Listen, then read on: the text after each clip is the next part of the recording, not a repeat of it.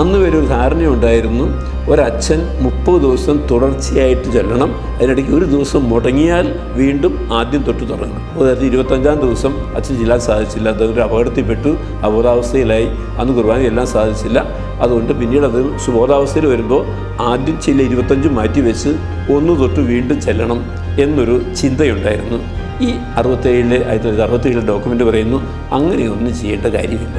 അച്ഛൻ അസുഖബാധിതനാവുകയോ എന്തെങ്കിലും ചെയ്തു കഴിഞ്ഞാൽ അദ്ദേഹം അതിൽ നിന്ന് മോചിതനായി വീണ്ടും കുർബാന ചെല്ലാൻ തുടങ്ങിക്കഴിഞ്ഞാൽ അന്ന് വരെ ചെല്ലിയതിൻ്റെ തൊട്ടടുത്തുള്ള നമ്പർ വെച്ച് ചെല്ലിയാൽ മതി. ഇപ്പോൾ 25 കുർബാന കഴിഞ്ഞിട്ടുണ്ടെങ്കിൽ 26, 27, 28, 29, 30 അങ്ങനെ 5 കുർബാന കൂടി ചൊല്ലിക്കഴിയുമ്പോൾ ആ ഗ്രിഗോറിയൻ കുർബാനയുടെ കടമ പൂർത്തിയാകും എന്ന് പറയും. അതുപോലെ ആ ഡോക്യുമെൻ്റ് ക്ലാരിഫൈ ചെയ്ത മറ്റൊരു കാര്യമാണ്, പണ്ടൊക്കെ ഒരച്ഛൻ തന്നെ ഒരൾത്താരയിൽ കുർബാന തുടർച്ചയായിട്ട് ചെല്ലണം എന്നൊരു ധാരണയുണ്ടായിരുന്നു.